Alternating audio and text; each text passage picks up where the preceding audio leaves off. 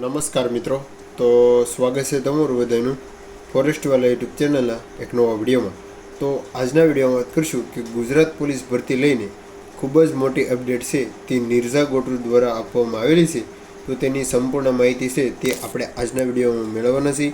આપણી channel ફોરેસ્ટવાલા YouTube channel દ્વારા તમને પોલીસ ભરતી અને અન્ય તમામ ભરતીની માહિતી છે તે એકદમ સચોટ રીતે પૂરી પાડવામાં આવે છે. તો ચેનલને ખાસ સબસ્ક્રાઈબ કરી લેજો.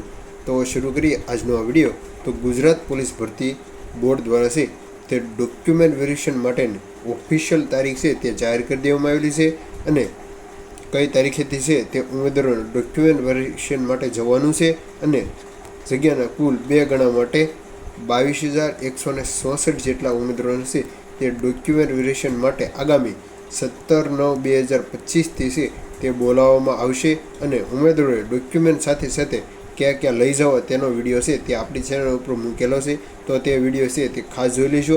અને આજના વિડીયોમાં જોઈશું કે નિર્ઝા ગોટુ દ્વારા કયા કયા જિલ્લામાં છે એટલે કે કયા કયા જગ્યાએ સ્થળે છે તે ડોક્યુમેન્ટ વેરિફિકેશન માટે જવાનું છે તેની પણ માહિતી છે તે આપણે આજના વિડીયોમાં મેળવીશું. અને લાસ્ટમાં જોવાના છે કે Gujarat police final cut off છે તે કેટલું જઈ શકે.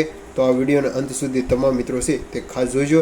તો તમે સ્ક્રીન પર જોઈ શકો છો કે પોલીસ મહાનિદ અને મુખ્ય પોલીસ અધિકારી કચેરી દ્વારા છે ત્યાં ગુજરાત રાજ્યની પ્રથમ પોલીસ સ્ટેશન ભવન રોકેટ દ્વારા છે તે આ માહિતી આપવામાં આવેલી છે કે જે પોલીસ કર્મીઓને જે ડીવી લિસ્ટ માટે ફાળવવા માટેની જે જોગવાઈ કરવામાં આવેલી છે 4/9/2025ના દિવસે લેટેસ્ટ અપડેટ છે તે આવેલી છે. અને વિશે લોકરક્ષક કેટેગરીની દસ્તાવેજ ચકાસણી કામગીરી સારું પોલીસ અધિકારી કર્મચારીઓને ફાળવણી કરવા બાબતે છે. એટલે કે આ માહિતી છે કે ગુજરાત પોલીસ જે ડોક્યુમેન્ટ વેરિફિકેશન માટેને પોલીસ કર્મીને ચકાસણી માટેની છે તે આપવાની ફાળવણી છે. અને અધ્યક્ષ અને પોલીસ મહાનિદેશ ગુજરાત પોલીસ ભરતી બોર્ડ દ્વારા ગાંધીનગર પત્રક જે જીપીઆરબી અને અથવા એલઆરડી દસ્તાવેજ ચકાસણી જે જાહેરાત ક્રમાંક છે તે અહીંયા આપવામાં આવેલા છે.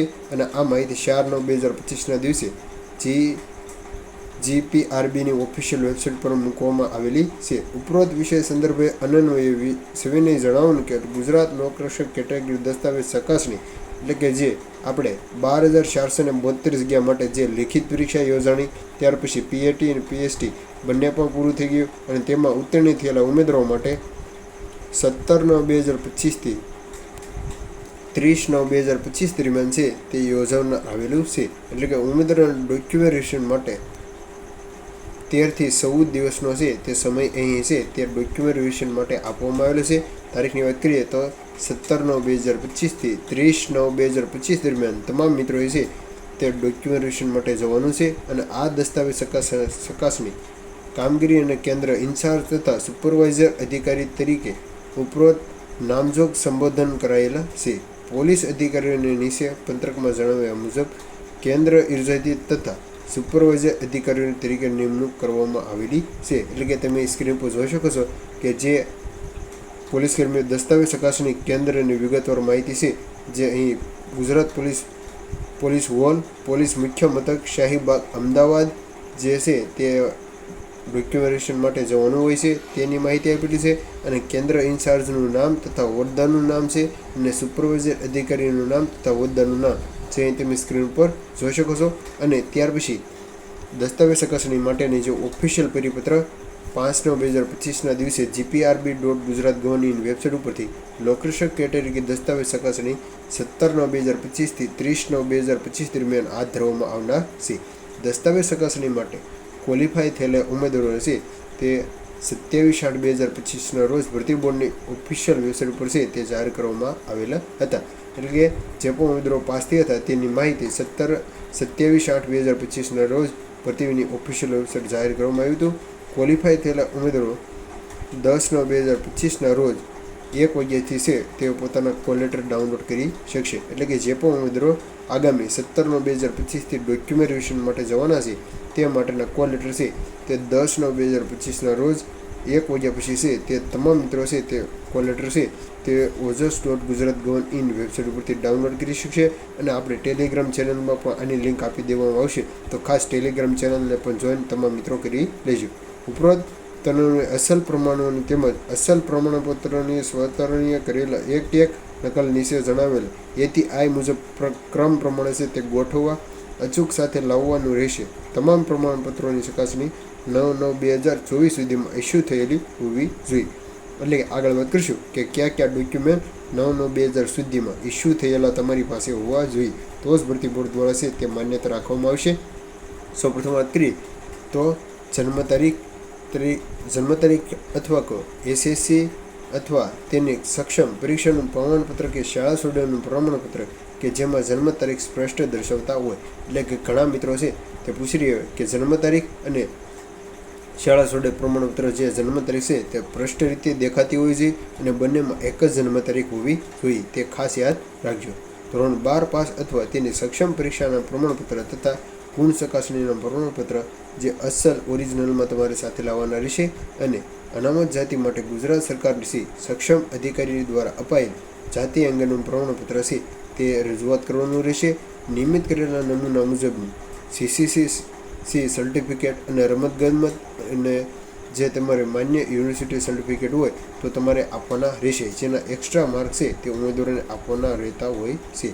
વિવિધ મહિલા ઉમેદવારોએ પોતાના પતિના અવસાન થયેલાનું પ્રમાણપત્ર તેમજ પુનઃ લગ્ન નથી કરેલા તેનું વિધવાનું સર્ટિફિકેટ છે તે રજૂઆત કરવાનું રહેશે. અને સાથે સાથે માજી સૈનિકને જો તમારા આર્મી મેનમાં સર્વિસ છે તે પૂરી થઈ ગઈ હોય તો તેનું પણ અપીલ ડિસ્ચાર્જ પ્રમાણપત્ર ઓળખપત્ર આપવાનું રહેશે.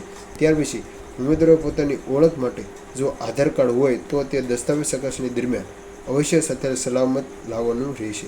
જો આધાર કાર્ડ ન હોય તો અન્ય કોઈ પણ પુરાવા જેવા કે ડ્રાઇવિંગ લાયસન્સ, પાન કાર્ડ, ચૂંટણી કાર્ડ વગેરે અસલ પ્રમાણે પોતાની સાથે દસ્તાવેજ ચકાસણી દરમિયાન છે તે સાથે લાવવાનું રહેશે. અને દસ્તાવેજ ચકાસણી સમયે જો કોઈ પણ ઉમેદવારોને પોતાના ઇજાગ્રસ્ત થાય તો તમારા ફેમિલીને છે તે ડોક્યુમેન્ટેશનની તારીખ જે પણ તમારી હોય ત્યાં છે તે તમામ ઓરિજિનલ ડોક્યુમેન્ટ સાથે પહોંચાડી દેવા. જો તમારે આવું કિસ્સો બને તો જ આ પગલું છે તે લેવાનું છે. અને દસ્તાવેજ ચકાસણી હાજર રહેલા તમામ મિત્રો છે તે દસ્તાવેજ ચકાસણી જે એક્સટર્નલ 3 ફોર્મ છે તે તમામ કેટેગરીને ભરવાનું હોય છે. તો તે માટેનું છે તે લિસ્ટ આપણી ટેલિગ્રામ ચેનલ અથવા gprb.gujarat.gov.in ઓફિશિયલ વેબસાઇટ ઉપરથી જઈ અને તમે પણ છે અહીંથી ડાઉનલોડ કરી શકશો. ત્યાર પછી સામાજિક અને શૈક્ષણિક પછાતરી SCBC, SC અને અનુસૂચિત ST ના ઉમેદવારો દસ્તાવેજ ચકાસણી સમયે રજૂ કરવાના નિયમોનું ફોર્મ ભરીને રજૂઆત દસ્તાવેજ સમયે છે તે અવશ્ય લાવવાનું રહેશે. એટલે કે તમામ કેટેગરીના તમામ મિત્રો છે તે આ એક્સટર્નલ 3નું ફોર્મ છે તે સાથે ભરીને લઈ જવાનું છે. તો તે માહિતી છે તે આપણે અહીંયા લાવતા ભૂલી ગયા છીએ, પણ જો તમારે આની PDF જોઈતી હોય તો ટેલિગ્રામ ચેનલ ઉપર મૂકેલું છે. જેવું તમે છે તે અહીં ક્લિક કરશો એટલે કે ડાઉનલોડ થઈ જશે. SCBC, SC, ST જે તમામ મિત્રો છે તે આ ફોર્મ છે તે ડોક્યુમેન્ટેશન માટે લઈ જવાનું છે. તો જગ્યાની વાત કરીએ તો કુલ 12,472 જગ્યા માટે છે તે કુલ 22,166 જેટલા ઉમેદવારોને છે તે ડોક્યુમેન્ટ વેરિફિકેશન માટે બોલાવવામાં આવેલા છે. અને ઘણા મિત્રો પૂછતા હોય કે નવી ભરતી ક્યારે આવશે, તો નવી ભરતી છે તે સપ્ટેમ્બરના એન્ડ સુધીમાં છે તે આપને જાહેર થવાની પૂરેપૂરી સંભાવના હતી, પણ હાલમાં કોઈ અપડેટ છે નહીં. કેમ કે આ ભરતી પૂરી થયા બાદ જ છે તે આપણે કહી શકાય કે નવી પોલીસ ભરતી ક્યારે આવશે. અને જ્યારે પણ આવશે ત્યારે આપણે સૌપ્રથમ આપણે માહિતી આપી દઈશું. તો હવે વાત કરીએ તો ગુજરાત પોલીસ ભરતી બોર્ડ જે ફાઇનલ કટ ઓફ છે તે કેટલું જશે, એટલે કે જે પણ ફાઇનલ અત્યારે ડોક્યુમેન્ટેશન માટેનું જે કટ ઓફ આવેલું છે તેનાથી 5 થી 6 માર્ક છે તે વધારીને ચાલવા, આનેથી વધારે પણ જાય પણ મિનિમમ 5 થી 6 પ્લસ માર્ક થતા હોય છે ગમે પરીક્ષામાં.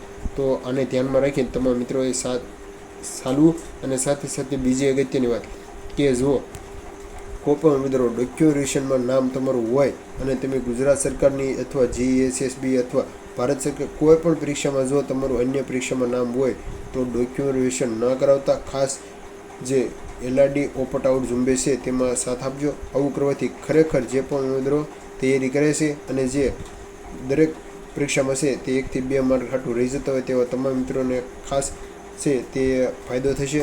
તો જો આ માહિતી સારી લાગતી હોય તો તમારા મિત્રોને ખાસ શેર કરજો. તો મળીએ એક નવા ઉપયોગી વિડીયો સાથે. ત્યાં સુધી તમામ મિત્રો છે તે આ વિડીયોને લાઈક, શેર અને કોમેન્ટ કરી દેજો.